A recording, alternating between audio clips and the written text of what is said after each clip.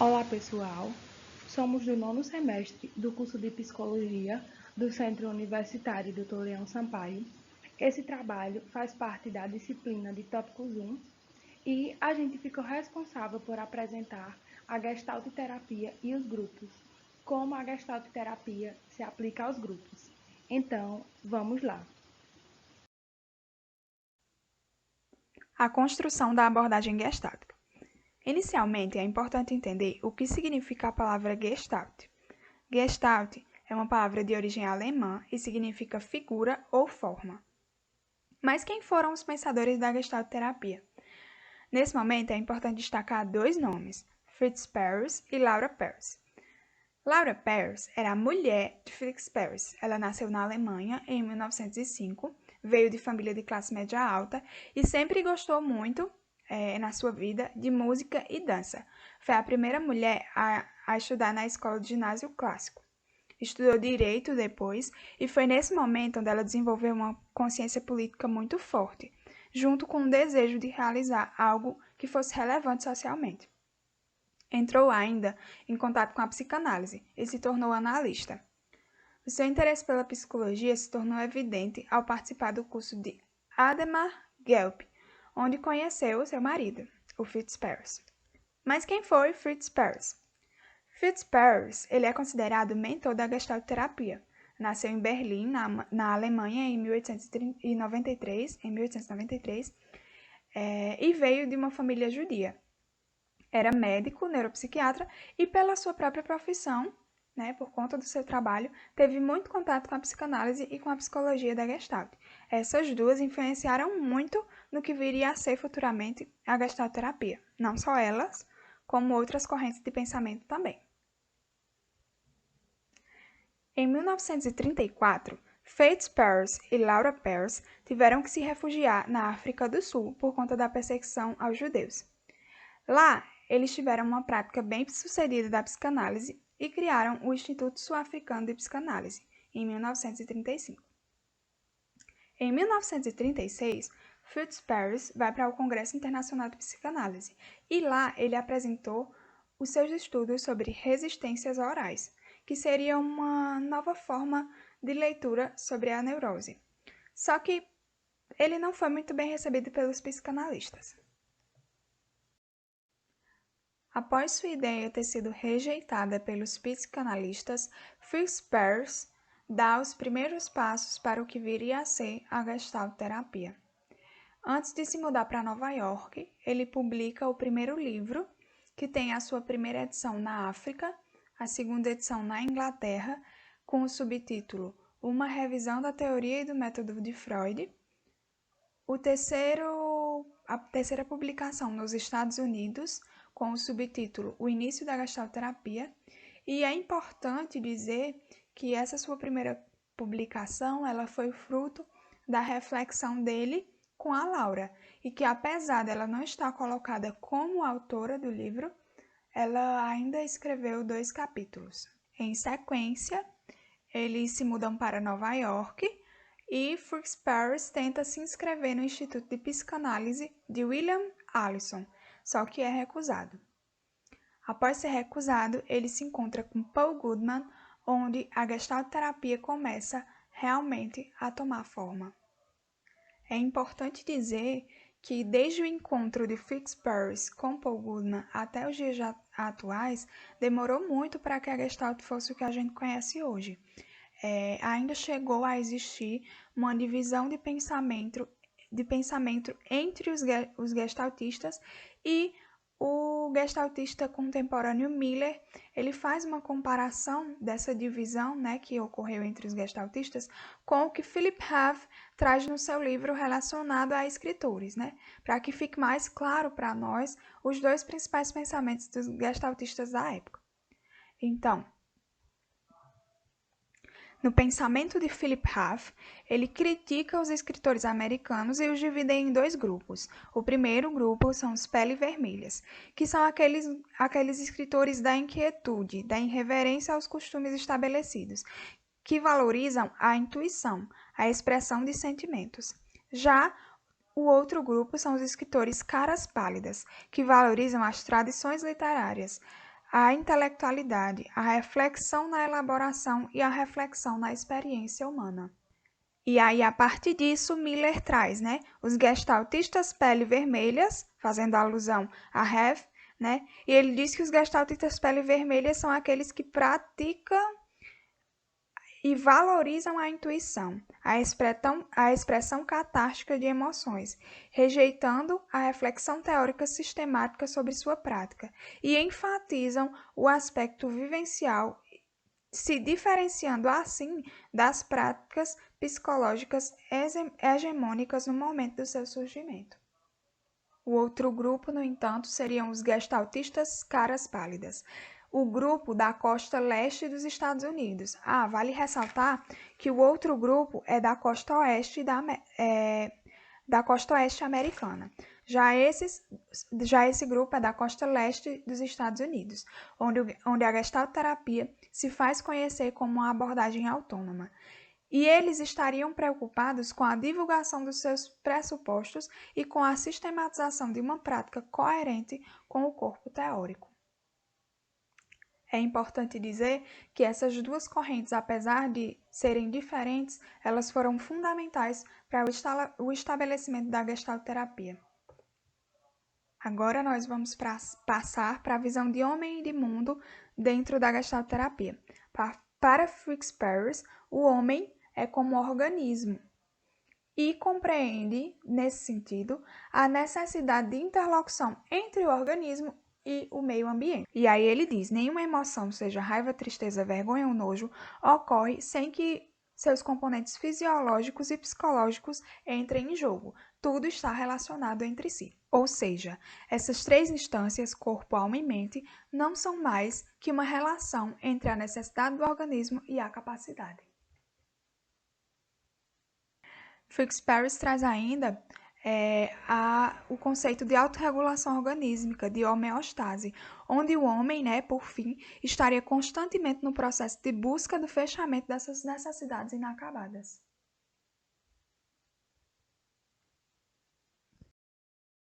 Então, vamos lá. A partir desse slide, nós iremos falar sobre o início dos trabalhos da gestalterapia com grupos, Desde o seu surgimento, a gestalterapia compreendeu o ser humano como relacional, como ser no mundo. Então, ele fundamenta a sua teoria nas questões e peculiaridades dos processos de contato, ou seja, estilos, dificuldades, interrupções, etc. E na indissociabilidade do campo, indivíduo e meio. No entanto, apesar da forte ênfase na característica relacional do existir humano, a gestalterapia, nos anos de 1960 e 1970, configurou-se como uma terapia individual em grupo. Em 1977, o Zenker ele publicou um livro, e dentro desse livro tinha um texto que falava, intitulado Grupos como Comunidades Criativas, no qual ele enfatizava a importância da atenção ao grupo como sistema. E ele elenca 4 princípios básicos. A primeira, a primazia da existência grupal em andamento. O segundo, o processo de desenvolvimento da harvest grupal. O terceiro, o contato ativo entre os participantes. E o quarto, o uso de experimentos interativos, o que requer do líder a habilidade de instigar a criatividade e a energia grupal, no qual ele está trabalhando. Ele lista regras básicas para participantes do grupo, que se tornaram tão conhecidas e difundadas que outras abordagens a incorporaram, ainda que sem mencionar o referencial da gestalterapia original. A primeira é falar na primeira pessoa, ou seja, em vez de generalizar, ele fala na primeira pessoa. A segunda, responsabilizar-se por si, isto é, pela escolha do que compartilha, por quê, como, quando, entende? Aí a terceira, compartilhar a experiência presente ao estar no grupo, ou seja, sensações, sentimentos, percepções, pensamentos, etc. E a quarta é falar diretamente com a pessoa em quem se dirige. Escutar a experiência dos outros sem tecer interpretações e relações causal, Ou seja, uma pegada mais ética, um contexto mais ético. Algum tempo depois foi publicado um livro que representou um marco na evolução da terapêutica em e com grupo na abordagem, na Gestalt. Ele foi organizado por Fodor e Ronald. O capítulo de abertura, que foi intitulado Processos de Grupo Gestáltico, de Elaine Kaplan, dá um enquadro teórico às várias aplicações clínicas que o seguem, né? Foi escrito com base na abordagem gestáltica e na metodologia desenvolvida pela equipe do Instituto Cleveland. Esse texto se tornou uma referência em todos os cursos e escritos sobre grupos na Gestalt, né? Um princípio orientador fundamental dessa proposta é levar em conta que em qualquer grupo ocorrem processos simultaneamente em três níveis do sistema, ou seja, intrapsíquico, interrelacional e sistêmico, isto é, do grupo como um todo, né? Cabendo ao terapeuta escolher em qual nível sistêmico intervir a cada momento e qual deles priorizar como figura de atenção. Outro aspecto também fundamental dessa modalidade de trabalho é a atenção aos estágios de desenvolvimento do grupo, que toma como modelo de Schutz, né? Que toma como base compreender o comportamento de indivíduos em grupo e a dinâmica do processo grupal. Então, ele lista três categorias de necessidades que as pessoas trazem aos grupos. A primeira é a necessidade de se afiliar ou pertencer, a segunda, a necessidade de autonomia e a terceira, a necessidade de afeição. Apesar de elas serem interrelacionadas e sempre presentes, elas tendem a destacar-se em ordem hierárquica no decorrer do tempo, né? Caracterizando três etapas de desenvolvimento grupal que devem orientar as intervenções do coordenador. Conceitos básicos da Gestalt terapia. O primeiro é o Aurelius, que ele vem tratar que é uma forma de o sujeito ter experiência, né? O sujeito passar a ter experiência com aquilo que é seu. Ele ainda traz que pode ser definido como estar em contato com a nossa própria existência, né? Com aquilo que é nosso. Então, podemos dizer que esse conceito é um dos objetivos da gestalterapia, que seria, né, oferecer condições para que esse sujeito conseguisse entrar em contato com as suas experiências.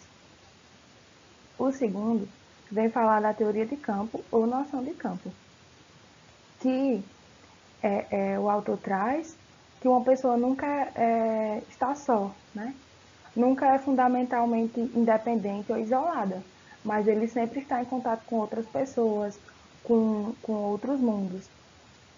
Ou seja, ele ainda traz, pode ser entendido como a relação entre o elemento e o contexto onde este está inserido. Então, aqui entendendo o elemento como sujeito, né? E o contexto onde ele está inserido, seu mundo, suas relações, né? Então, seria essa noção de sujeito, mundo. Então, seguindo aqui, o próximo conceito trata-se das fronteiras de contato, que é onde ocorre a interação entre o organismo e o ambiente. O organismo a gente pode entender aqui como o sujeito, né? A pessoa em questão.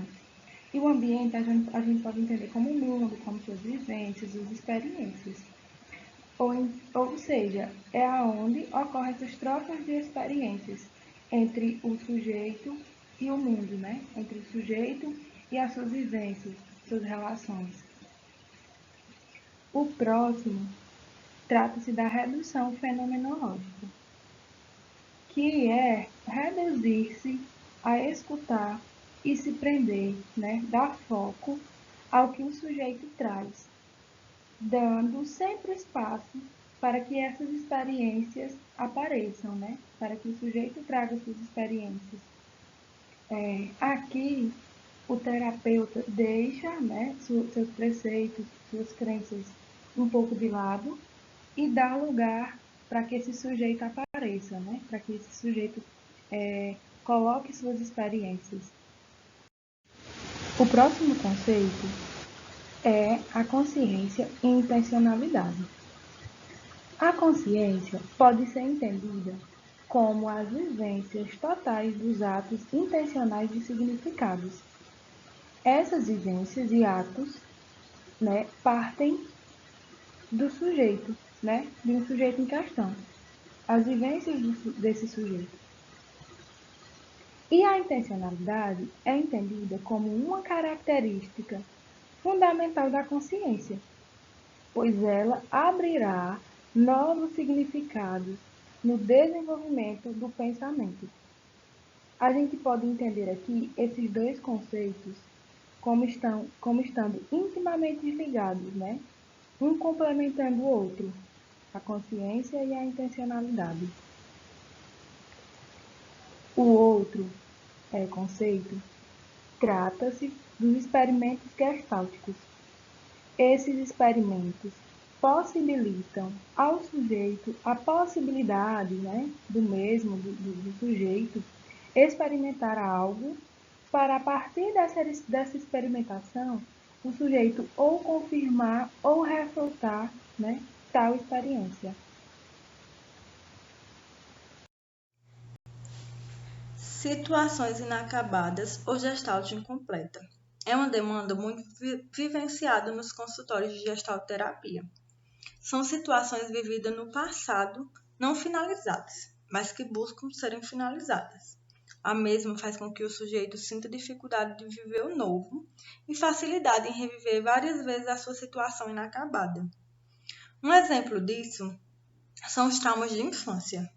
Alguns casos de situações inacabadas podem gerar a compulsão neurótica, ou também chamada de compulsão à repetição, onde nela se faz presente a busca e necessidade de um fechamento. Ou seja, situações inacabadas são situações do passado que não foram finalizadas e, de alguma forma, impossibilitam o sujeito no desenvolvimento do seu melhor potencial. Já o ajustamento criativo é o processo utilizado para se autorregular de uma maneira saudável. Como dito por alguns estudiosos da área, todo contato é um ajustamento criativo entre organismo e meio, ou seja, a mesma é uma maneira de crescimento, desenvolvimento e sobrevivência.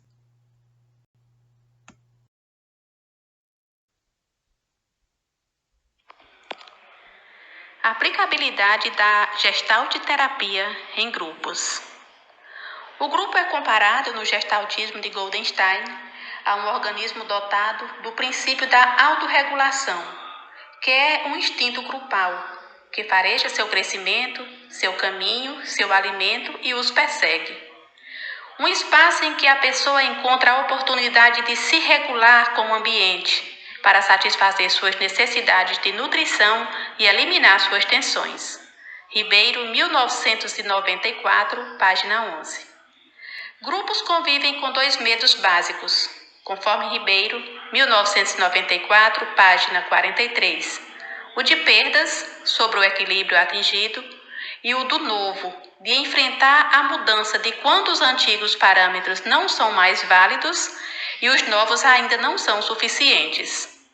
Algo semelhante, no indivíduo, Fritz Perls chamou impasse existencial. Uma situação onde o apoio ambiental não está disponível e o paciente é, ou acredita ser, incapaz de lidar sozinho com a vida.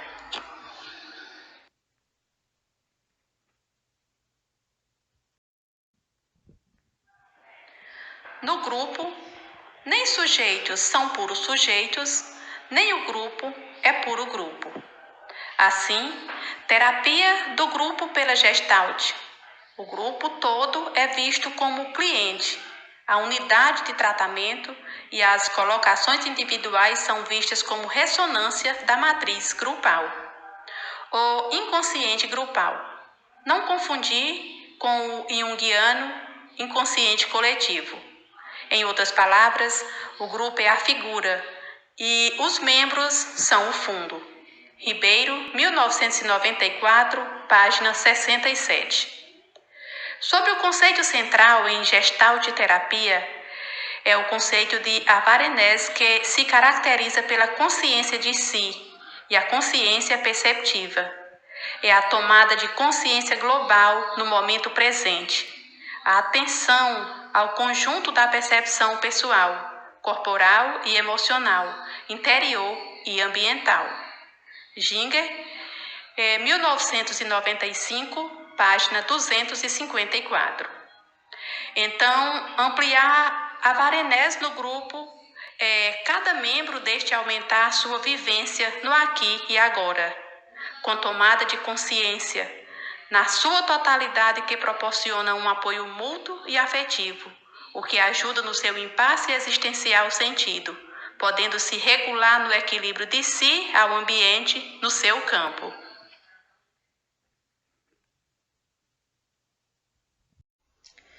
Ao se falar da aplicabilidade da gestalterapia em grupos, né, a gente traz um autor muito importante, né, nesse processo de aplicabilidade, né, de uso da gestalterapia, não só de forma individual, né, mas também aplicada a grupos, né, que é o Zinker.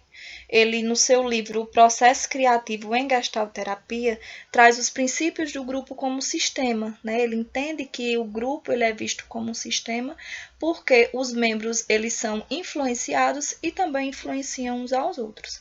O primeiro princípio que ele traz é a primazia da experiência grupal em andamento, né? Então, ele vem dizer que no grupo, né, a prioridade é dessa experiência grupal, né, que se encontra em andamento, assim, de acordo com os encontros. O segundo princípio é o processo de desenvolvimento da awareness grupal, né? Ou seja, esse grupo, né, ele vai sempre estar caminhando, né, para esse processo de desenvolvimento dessa consciência, né, dessa ampliação dessa consciência do grupo.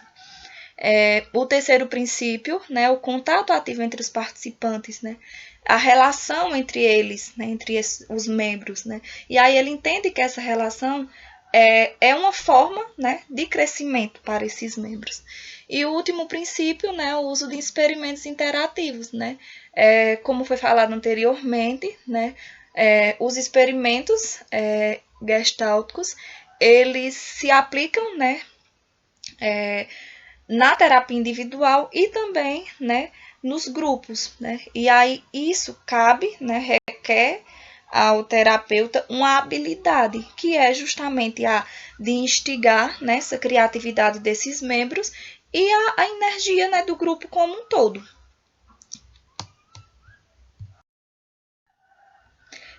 Ele vem falar também, né, esse autor, sobre as regras básicas para participar de grupos gestálticos, né? Então, a primeira regra que ele traz é falar na primeira pessoa. Então, em vez de generalizar, de utilizar termos como as pessoas, a gente, né, os membros eles vão ser instigados, né, vão ser instigados a utilizar, né, termos na primeira pessoa, né? Falar eu. Como a gente tem sempre o costume, né, de utilizar termos a gente, as pessoas, e aí no grupo isso não é aplicado, né? Uma outra regra é responsabilizar-se por si, né? Ou seja, eu tenho que me responsabilizar enquanto membro, né, pelo que eu vou falar. Então, eu tenho que escolher bem o que é que eu vou compartilhar com aquele grupo, né? Como eu vou compartilhar, quando, né? O quanto se expor, né? Quais são as minhas atitudes em relação àquele grupo. Então, eu tenho que ter muita cautela em relação a isso. Então, outra regra é compartilhar a experiência presente ao estar no grupo, né? É eu, como membro, falar sobre as minhas sensações, os meus sentimentos, as minhas percepções, os meus pensamentos que emijam, né, no aqui e agora, né, em cada encontro. Uma outra regra é falar, escutar, falar diretamente com a pessoa a quem eu me dirijo, né, em vez de estar generalizando. Escutar a experiência dos outros sem tecer interpretações e relações causais. Então, aprender, né, como membro, realmente a colocar entre parênteses sentimentos, expressões, né, que é o que a gente chama de redução fenomenológica, né? Colocar entre parênteses esses sentimentos, né, essas expressões que possam atrapalhar, né, o que o sujeito está falando ali naquele momento. Fazer afirmações em vez de perguntas, né? É uma regra básica, e respeitar o espaço psicológico dos outros.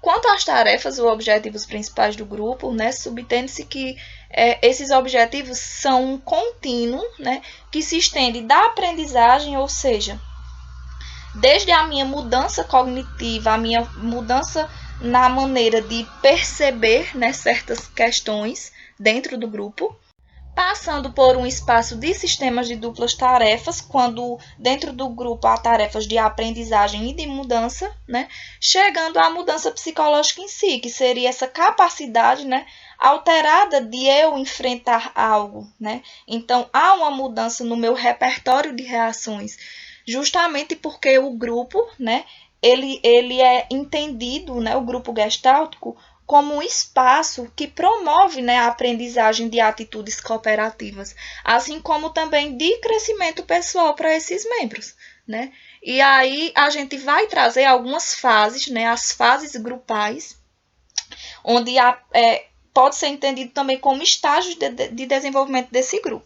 O primeiro estágio, né, que é o chamado de estágio de identidade e dependência, né, é quando o grupo está ali formado, né, que os sujeitos, eles começam a questionar, como é que as pessoas vão me ver, quais são as regras desse grupo, né, como é que funciona, e aí o terapeuta, né, tem um papel justamente de esclarecer essas regras, né, de promover dinâmicas de integração, onde esses membros eles possam se conhecer. O segundo estágio é o estágio de influência, né, e contradependência, que é quando se está mais claro, né, todos os processos de questões de influência, né, como eu sou influenciado pelo grupo, questões de poder, questões de aliança, de exclusões também, né, e aí surge a necessidade de expressar meus sentimentos, né, e as minhas percepções mesmo dentro do grupo. Então, é um momento em que eu fico mais à vontade, né, e aí o terapeuta ele deve proporcionar, né, estimular esse processo de consciência grupal, né, sobre as normas e crenças do grupo. E o último estágio, né, que é o estágio de intimidade e interdependência, é quando os membros eles já têm uma intimidade real, eles se sentem aceitos, validados, podem contar com o apoio um do outro, e o papel do terapeuta, né, é justamente promover experimentos que respondam, né, aos temas emergentes e o que ficou, né, para ser trabalhado ainda, o que não pode ser trabalhado.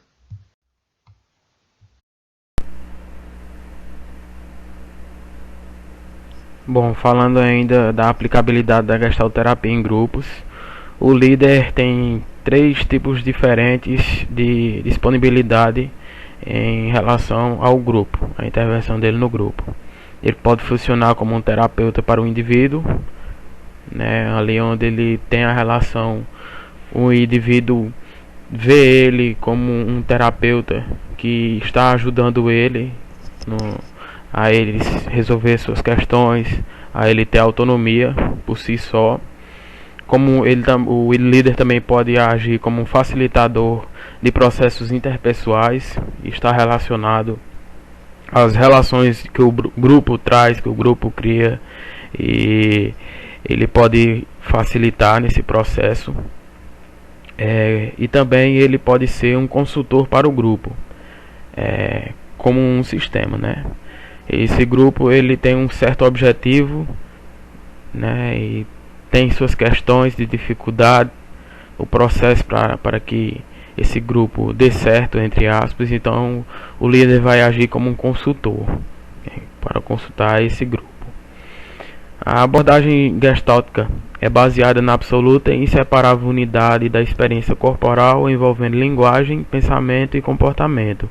Então, para a abordagem, a experiência do corpo ela é muito importante também, seja pela linguagem, pelo pensamento, pelo comportamento, como o indivíduo se expressa em relação àquele momento, né? E aí eu coloquei 3 dos principais conceitos que está dentro da teoria: a autorregulação, o aqui e agora e a polarização. O processo de autorregulação é uma necessidade que o organismo tem, que o organismo precisa de se auto-atualizar, digamos assim. Ele busca, dentro de suas experiências, suprir algumas necessidades, e isso faz com que ele se autorregule se autoadapte dentro da sua realidade.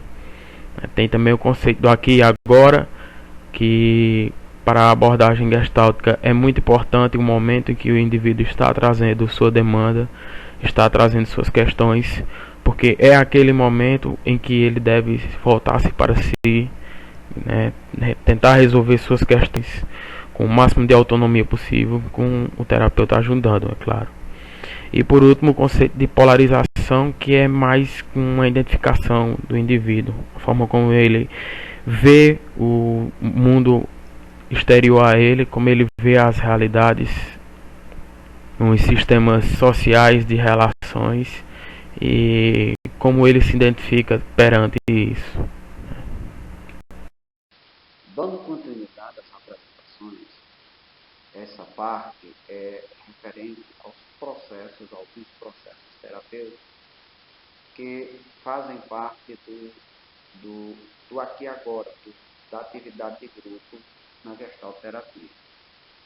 Belmino, ele fala que quando se fala em grupo, nós temos que ter a noção de vivência do aqui e agora, do fenômeno, como ele se mostra, como ele é. Então, é nesse contexto que os processos terapêuticos irão perpassar.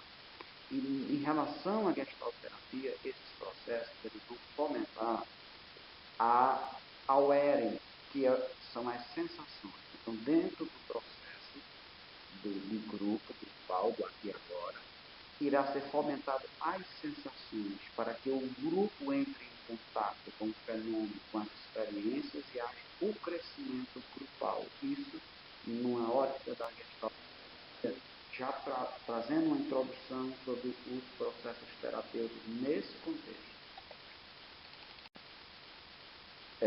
Tratando de processos terapêuticos, são tudo aquilo, todas as que está presente, né, no grupo, que facilitam, que ajudam o terapeuta e o grupo a desenvolver. Nós temos dois exemplos de altruísmo e a recapitulação corretiva do grupo familiar primário.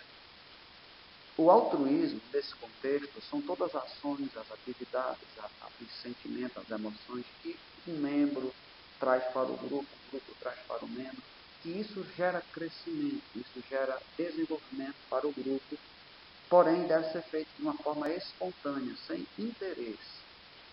E a recapitulação são situações, traumas, sofrimento que alguém pode ter passado numa situação familiar, que ele é simbolicamente revivido no grupo. E esse reviver, o objetivo é tratar aquilo, isso no presente, no aqui agora, nas sensações que são expostas. Tudo isso numa visão gestáltica de campo, porque o campo é o grupo, é a relação. E dentro do campo há as interações, há os sentimentos, há as emoções e há o que surge, como a gente fala na gestalterapia, da figura. A figura, a sensação maior, ela surge do campo. E naquele campo, terapeuta e grupo fazem parte do processo e os fatores terapêuticos, eles perpassam também o processo, facilitando, ajudando o processo. Vamos lá continuar. O Helder trouxe um pouco da relação da Gestalt com os grupos e trouxe dois fatores terapêuticos. Eu vou falar um pouco também da relação e trazer mais dois fatores terapêuticos. O Yalom começa o texto trazendo que a terapia de grupo é tão efetiva quanto a terapia individual. E pensar essa efetividade, eu não consigo pensar ela de forma desconexa de uma boa relação terapêutica. Porque, inclusive, na Gestalt, a gente acredita que é na relação que o sujeito possa ressignificar a sua interação com o campo, inclusive na relação terapêutica, que ele possa ressignificar suas relações e possa levar isso para outros campos. Então, Freitas, 2016, ele traz a importância da boa relação nesse sucesso da terapia, né? Que antes da gente dar foco a uma abordagem ou a gente se preocupar com técnicas, o sucesso da terapia se dá a partir de uma boa relação entre terapeuta e cliente. O Yalom ainda acredita que essa mudança, ele acredita que o grupo é bastante significativo de mudança, acredita, mas que essa mudança não é uma mudança simples, que é uma marcha bastante complexa. Ele elenca 11 fatores terapêuticos, e aí uma coisa que eu achei interessante foi que esses fatores terapêuticos, ele fala todo o tempo no texto que eles estão interligados, eles não estão de forma isolada, então eu já consigo pensar diretamente com a posição da gestalterapia, né, de a gente pensar um sujeito interligado. O Yalom ele vai trazer que as relações são relações complexas, que são relações que levam tempo, são inter-relações que exigem essa complexidade do ser humano. Então a gente consegue pensar diretamente aí com a questão da gestalterapia, considerar, né, o ser humano como um todo, que nesse todo ele vai entrar em contato com vários campos e aí vai se reorganizando, né, se desestabilizando, estabilizando e assimilando coisas novas. Então a gente na gestalterapia não acredita que o ser humano esteja de forma isolada. Então a gente vai sempre olhar para o ser humano a partir de um todo, que a gente chama da teoria de campo. E discute ainda o Yalom que fatores terapêuticos podem ter valores diferentes de membro para membro. E aí a gente consegue pensar claramente essa questão da posição, da atitude terapêutica que a gestalterapia tem, que é baseada na fenomenologia. Então, ele traz o Yalom, que é importante, muito importante, é uma fonte rica, justamente essa experiência que o sujeito vai trazer. Então, claramente a gente consegue aí trazer dentro dessa parte da fenomenologia e dar o foco na descrição do cliente, no que ele vai trazer, no que é importante. A gente só acompanha a descrição do fenômeno dele, do que ele quer trazer, do que é importante para ele. A gente só acompanha esse fluxo consciente do cliente, né? Dentre os dois fatores terapêuticos que eu escolhi trazer, eu trouxe a instilação de esperança e a universalidade. A instilação de esperança diz respeito à manutenção de esperança como um vetor essencial. É justamente a fé como um modo de tratamento, como um modo de o sujeito permanecer dentro do grupo. E a partir dessa permanência ele teria os efeitos, benefícios significativos para uma mudança. Dentro dessa manutenção do grupo, eu consegui de certa forma também pensar uma boa relação do indivíduo com o grupo, né? Que a partir do contato dele com o grupo, como seria esse acolhimento, como seria esse recebimento. E a partir desse recebimento, se ele sendo um recebimento genuíno, sendo um recebimento autêntico, teorizando o que há de humano nele, sendo recebido como ele seria vetor também essencial para que ele sentisse a vontade, né? Que ele se sentisse ali pertencente, ou pelo menos que ele se sentisse acolhido para poder, num posterior momento, trazer, né, as suas inquietações, os seus problemas, etc. A universalidade respeita sair em alto grau de singularidade extrema até sentir-se pertencente ao todo. Quando eu estava lendo essa questão da universalidade, eu vi uma relação clara com a teoria da neurose, mas aí eu não quis trazer porque seria uma coisa bem... Eu teria que elaborar mais, seria uma coisa mais complexa. Mas aí seria um sujeito basicamente fixado, né, em sua singularidade, que ele não perceberia um outro modo de relacionar-se, e aí traria prejuízo para suas relações. Mas aí, a partir do relato de outros pacientes, eles viria a perceber-se e também perceber outras situações, e aí ele poderia começar a pensar, né, uma outra forma de funcionar. E aí, Perls, Huffline e Goodman traz justamente isso, que é no contato, que é a partir dessa experiência com o campo, que o sujeito vai começar a perceber o novo, que ele possa perceber essas questões novas, que ele possa assimilar o conteúdo novo, e aí proporcionar o que a gente busca dentro da Gestalt, né, que é justamente o ajustamento criativo. Essas são as nossas referências, espero que tenham gostado e o nosso muito obrigado.